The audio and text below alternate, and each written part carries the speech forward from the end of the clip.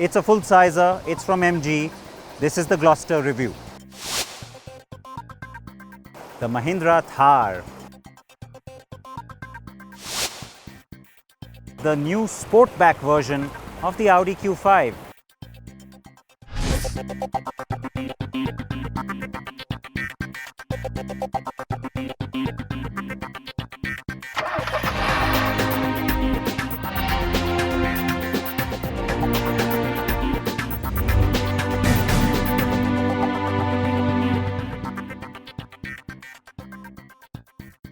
Well, I've decided to give the term socially distanced a whole new meaning this week.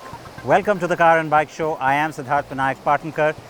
This week, up in the hills, in the mountains, right next to a beautiful mountain stream, very close to Dehradun in Uttarakhand. Beautiful part of the country, and giving me company, the ideal car. Of course, it's an all-wheel drive. That's the only way I could get down here. That is the Tiguan Allspace, which drove in just this year to the Indian market. And we'll talk a little bit about that, but that car kind of sets the theme. You've already seen what's coming up.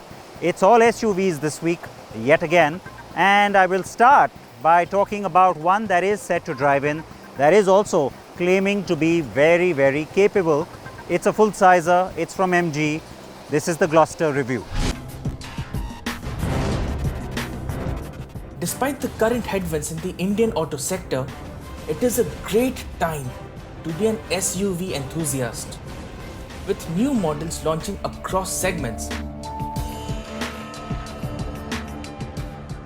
And talking about SUVs, MG Motor India has recently launched its flagship SUV in the market, the Gloster.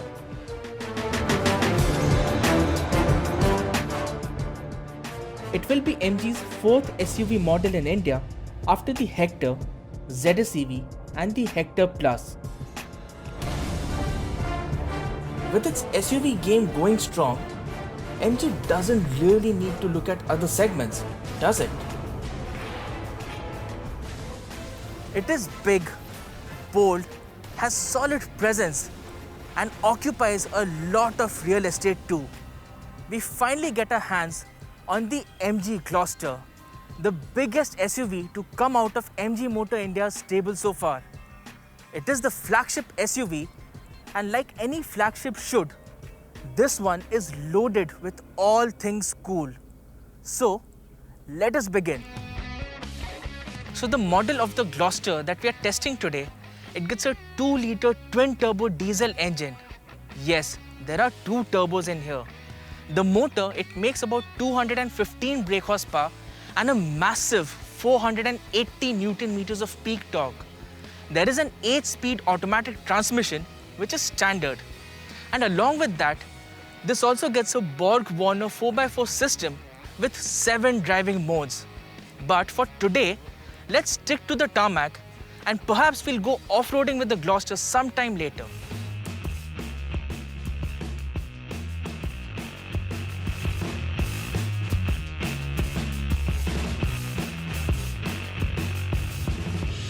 Well, for a car that is comfortably over 2 tons in weight, the 2-liter twin-turbo engine on the Gloster does a good job of offering good solid pulling power right from 1700 RPM. The SUV builds up speed nicely, and the ratios on the 8-speed automatic gearbox are very well spaced out, which means the car is in the power band all throughout. There is a hint of turbo lag, but it doesn't mar your driving experience. Overall, the Gloster offers a very refined driving experience. There's hardly any engine noise seeping into the cabin.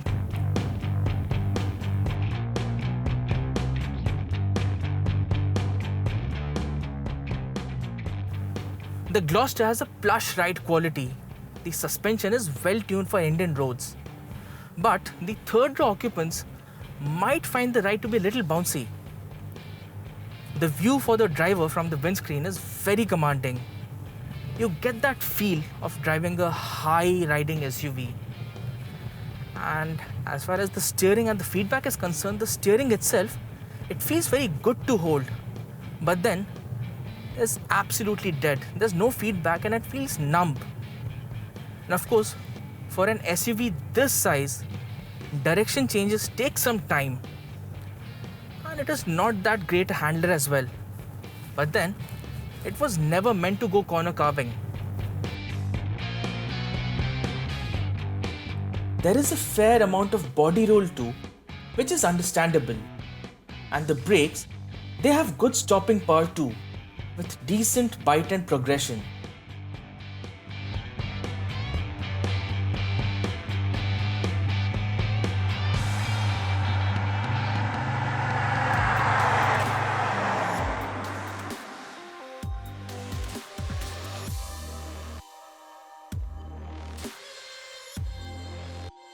Other features on the Gloster are heated seats, which are electrically adjustable, 3-zone climate control, air purifier, wireless charging, a big panoramic sunroof, and a segment-first 64-color ambient lighting feature, which is a cool feature to have, seen only on more expensive cars.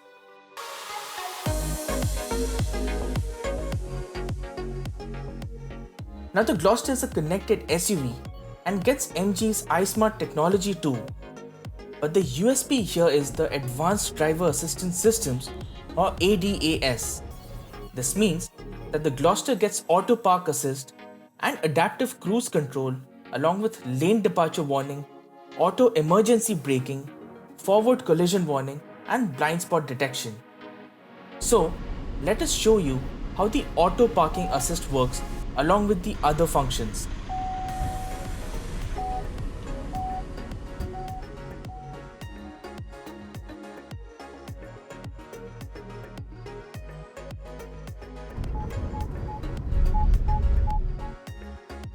The Gloster also offers up to 6 airbags along with anti-lock brakes, hill start and hill descent control, electronic stability program, traction control, 360-degree camera and ISOFIX mounts for child seats. Of course, the safety features may differ from variant to variant and those details are yet to be revealed. It will be assembled in India part by part, which MG says is different from being a CKD or a completely knocked down kit. Plus, if volumes pick up, MG will increase the level of localization on the Gloster. The MG Gloster has a lot to offer. It is really big, feels solidly built, offers a lot of creature comforts and features, and the driving experience is quite good too. What could have been better though is the overall design, which seems to be inspired by many sources. But all things considered, the Gloster seems to be a good SUV in the offing. Prices for the Gloster start at 28,98,000 rupees for the base variant and go up to 35,38,000 rupees for the top spec trim.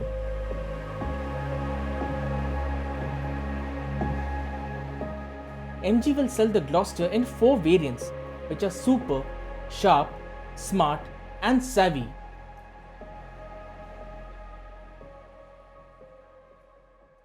Now the Tiguan's extremely refined. I've done about 300 odd kilometers on it so far. It's been good company up here in the hills.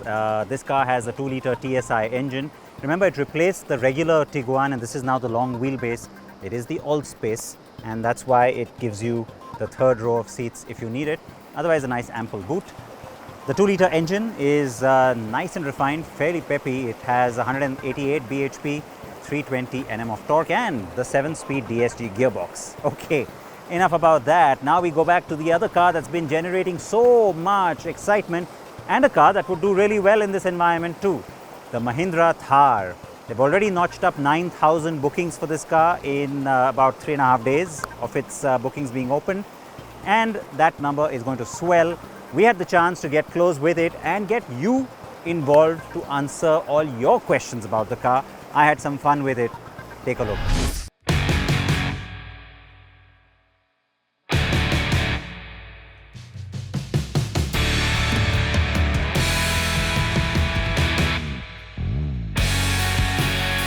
There was a lot of anticipation when it came to this SUV, and we had to wait a decade for the new gen model to be launched. that's right, it's been launched in the market. We already know the prices.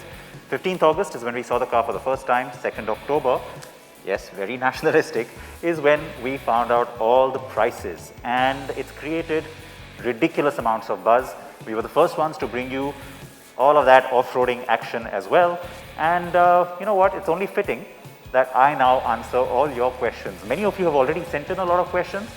I am armed with answers for that. But you know what, it's not just me. I will be joined by some very key personnel. I'm not just going to say Mahindra management, because the people who are going to be answering some of these questions directly for you are people who are very much behind this whole Thar project, very key to the whole development and bringing to market of what's clearly a very iconic product for the market, very important one for the company. So with me here is the Mahindra Thar. Of course, it needs no introduction. This is the LX variant, the one we've been showing you, the one that's running back there in the screen as well. That's the car you've pretty much seen across the media landscape. But it's not the only version that's been launched. This is what's really new about the Thar, and that's what's getting all the excitement. But we also have the AX, the first time that you're getting to see one of those, and that's exciting because they are very different. But of course, there are questions pouring in, and quite a lot of them. And there were a few interesting ones. Now, this is the LX, or the lifestyle version of the car. It's the hardtop, and it's got everything that we've already shown you in the review. So you've got two front-facing seats at the back, and you know what? Yeah, that's where I think the whole family car question can be answered as well.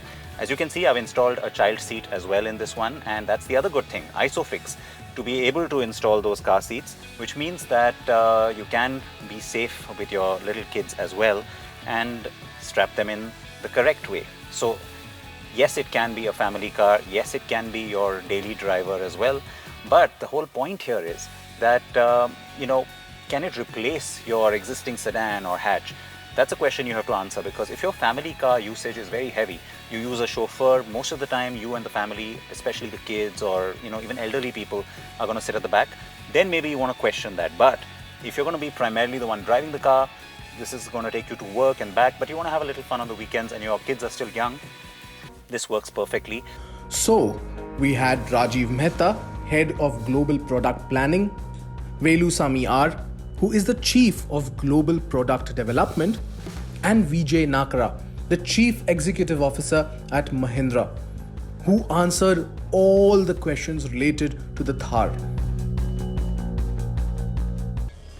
And while Siddharth was talking about the Thar, there's a lot more that you get. Merchandise, accessories, and even adventure kits. Of course, there were giveaways, and the right answer got a taste of the merchandise. It's not easy to pull off such a huge setup and of course maintain social distancing protocols. But we took the utmost care in doing all of that. We were surprised when even Anand Mahindra joined our live session. And of course, he too wanted to know when he would get his hands on the all-new Thar.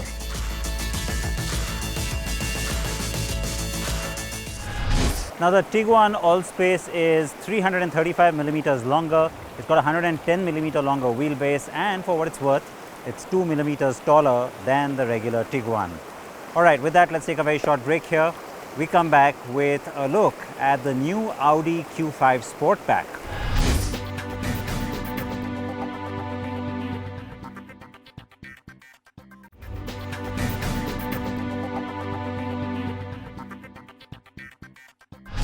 Welcome back.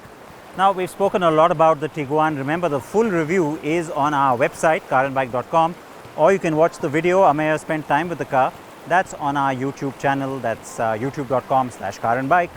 We go now and talk about a brand new cousin of this car that's driving in globally. It's a car we will get in a few months' time. That is the new Sportback version of the Audi Q5. It's gorgeous. Take a look.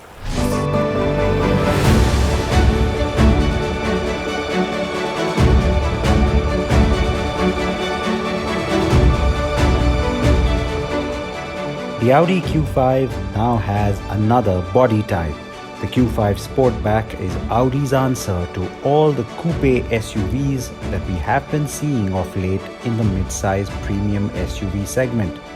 So the Q5 Sportback will take on the BMW X4 and Mercedes-Benz GLC Coupe.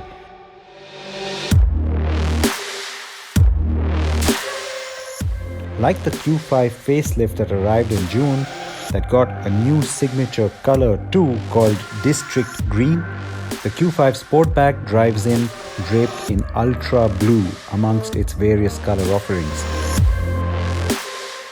The new Q5 Sportback gets a Sportback specific front grille, sportier bumpers than the regular Q5 and wider air intakes in the front bumper. The roof is completely new, of course, as is the rear window graphic that accentuates the slimmed down rear. The parts that are most noticeably the same are the LED head and tail lights. The latter have moved rearwards as the car is slightly stretched. The daytime running lights or DRL signature is like on the newly refreshed Q5 facelift, a new look to define the model line. The same is true of the new OLED or organic LED tail lights that have 3 customizable signature motif patterns you can choose from as an owner. A 4th pattern automatically comes on when the car is put into dynamic drive mode. The patterns also animate differently when the car is turned on or off.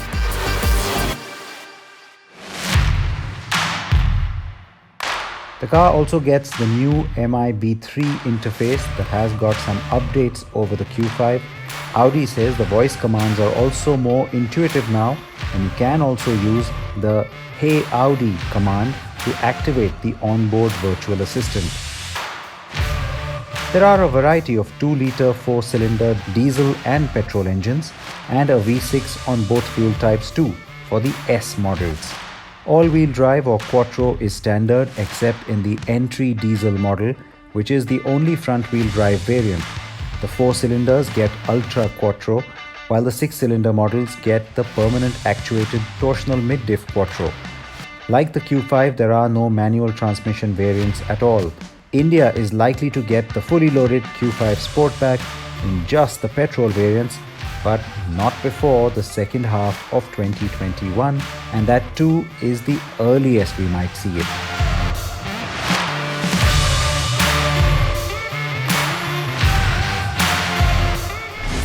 I've put the car in off-road mode, so there's really very little for me to do. But it's fun nonetheless. Alright, so that's it on the show. Like I said, please join us next week. Please wear your masks, please wear your seatbelts, please wear your helmets.